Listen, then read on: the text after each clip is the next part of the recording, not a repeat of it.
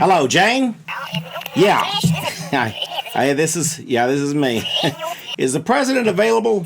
Oh, he's out of the office. No, don't try to track him down or anything. No, I had lunch with him, and I think I left something there at Mar-o-Lago, and I was wondering if.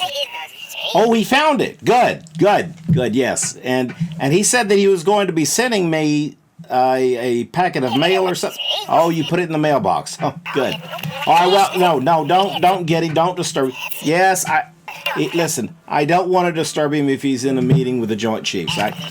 No. I know he said he wanted to talk to me, but just tell him later on to give me a call. I'm about to do a show anyway, so everything will be fine. Yes.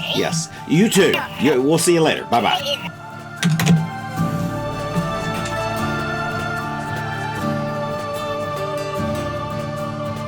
Okay, I'm back from vacation. Back from Red River. It was a great vacation. I hope you watch all 8 videos. I know, 8 videos. I actually thought that they were going to be, I didn't have enough material to do 8 videos. And the last video was the longest video I've made so far. It was like, 18 minutes or something, or real close to that.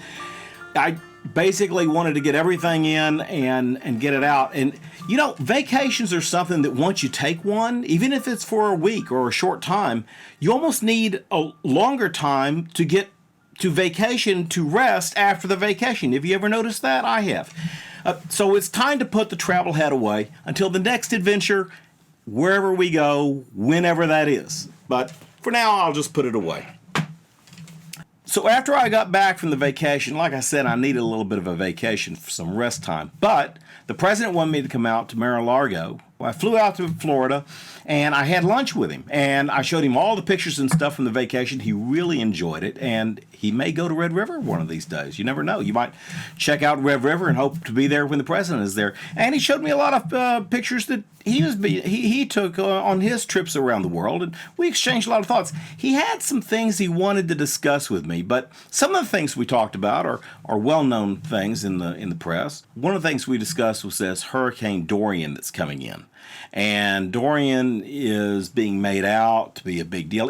Have you ever noticed that every hurricane is made out to be a big deal? And some of them end up being a big deal. But the press makes hay as much as they can out of the before the storm ever hits any kind of shore. I always think it's the funniest where they make out a storm to be the worst storm ever to hit the United States, and then at the last minute it's diverted, goes back out to the ocean, and nothing happens. It's a big drip.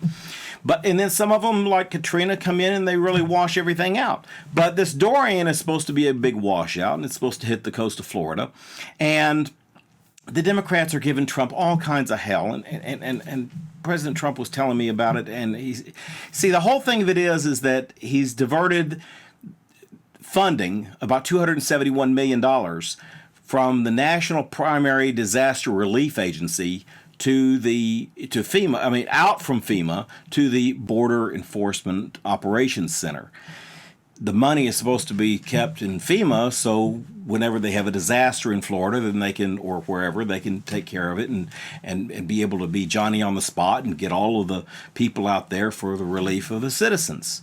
Well, there's a couple of things that I have to say about that. Number one is Congress, or the Democrats, all are crying and whimpering and throwing all kinds of fit because he's taken this money from FEMA, one of the places he's gotten the money, and he's gotten the money from there and he's diverted it down to border security, building the wall and reinforcing other walls. Okay, first off, all Congress has to do is appropriate more emergency funds for FEMA if for some reason they're running short. That's the first thing. But before that, what Congress should have done is they should have gotten their act together and they should have appropriated enough money for the border security to begin with. And then President Trump would not have had to go to the defense funds or the FEMA funds or all these other areas and pull and pick little pieces of money that legally he can do. He wouldn't have had to do that. He could have simply had the money that he requested at the last big budget battle for border security. But the Democrats wouldn't budge. So, if the Democrats want to save Florida or any other state from a hurricane hitting it, then all they have to do is appropriate more money. But you see, they don't want to do that because that means that Trump will get away with funding the wall, which they're against funding any kind of border security because they want our borders to be open. They want immigration to come in here, illegal immigrants to come in here. I completely disagree with the Democrats on this. Completely and totally. Pretty much I disagree with the Democrats on everything. I haven't agreed with the Democrats since Harry Truman was in office. But especially now on this border security. National citizenship is important. We should be like Rome, where if you're a citizen, that is what's important. And everything else is a barbarian. Everything else is an enemy. That's the way I look at it. Okay? And the other thing we talked about, incidentally, the Epstein thing. Okay? Obviously, the Epstein thing was not a suicide. It was a hit job. I mean, it was a blatant. Okay, here's the thing. If I was going to write a movie script and I was going to take it to a producer or a what do you call it, 20th Century Fox or Metro-Goldwyn-Mayer, and I was going to put a movie together. Okay, and if I gave them the script, I said, okay, in the movie, there's this guy, he's going to get arrested and he's going to be under federal prosecution and he's going to go to the jail and he's going to commit suicide. They would kick the script back to me and say, there's no way that we're going to, this is too predictable. The audience is obviously going to know it's not a suicide, it's a hit. It's amazing that the audaciousness of the fact that all of the facts remaining that this is a hit, and they're trying to sell it to all of the dummies in America as a suicide. When everybody in America, even the idiots, even the retards, they know this was not a suicide. This was a hit.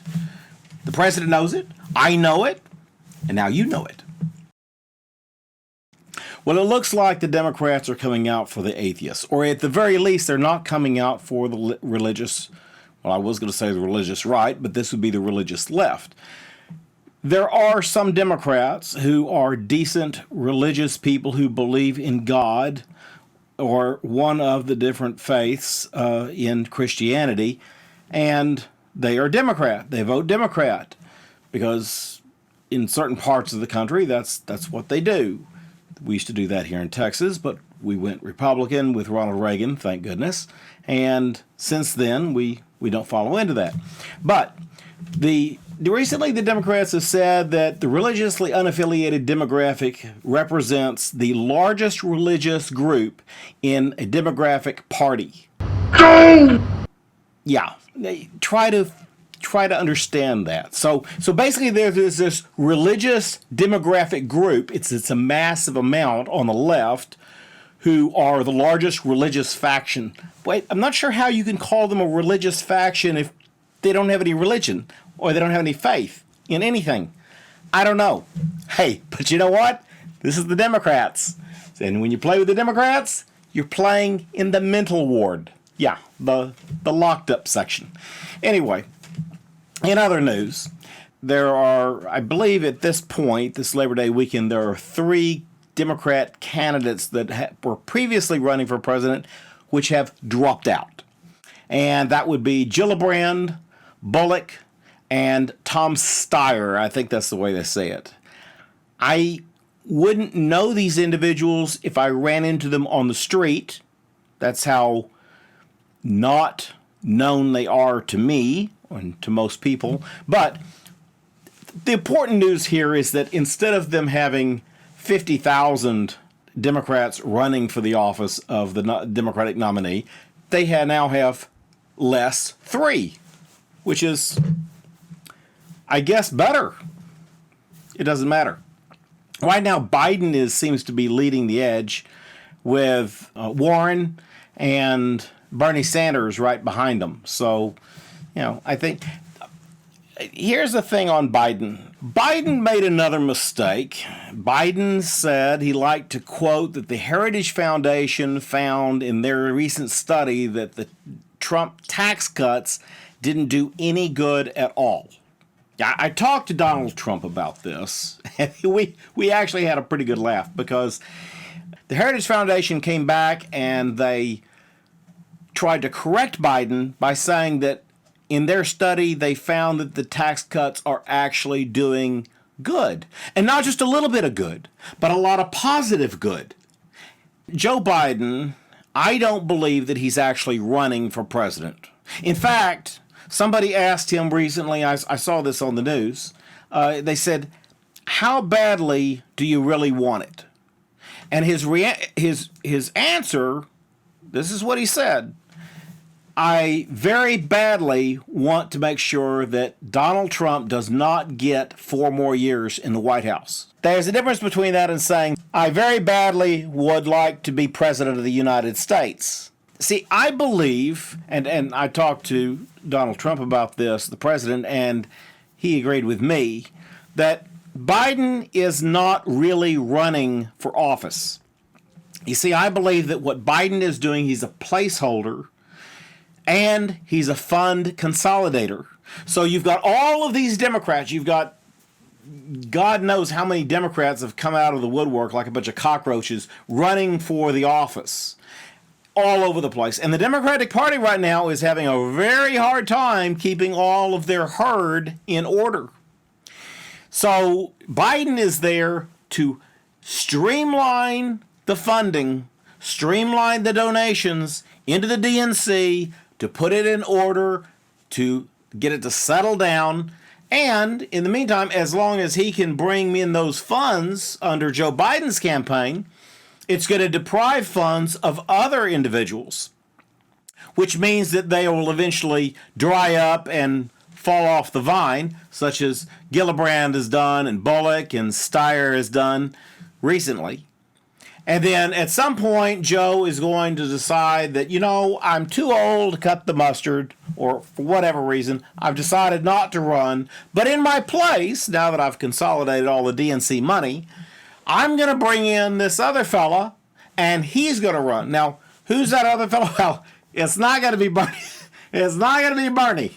But Bernie will still be in the race. Don't doubt that. Anyway, President Trump and I had a very lovely lunch. We played a little round of golf, and then we shared a lot of photographs. We talked about some very interesting things. The president has asked me to, he's asked me to be one of his main advisors. And I've been an advisor for a while, but he's going to make it official. So there'll be more news on that at a later time. The other thing I wanted to tell you real quick, now, see, I recorded a lot of this, what I'm about to tell you, on the trip at Red River. But I looked at the footage, and there was a lot of wind and a lot of noise, and, I was ready to be done. Like I said at the very beginning of this, I was ready to be done with the whole Red River vacation thing.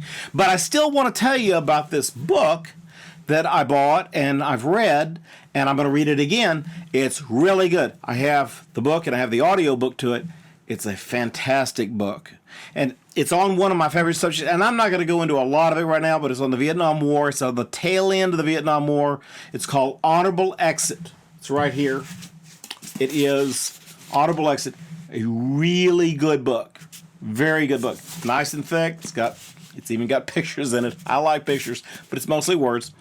The audio to it is absolutely fantastic. It's what it's about. It's about the pullout of Saigon. When we pulled out of Saigon in April of 1975. And I've always been fascinated with this portion of history. I'll explain that in a different program. Okay, this is all for the show for this time. I want you to have a happy Labor Day weekend. And one more thing I wanted to tell you about. Watch this. Merry Christmas in August. It's not even Labor Day yet. And it looks like it's Christmas time in August.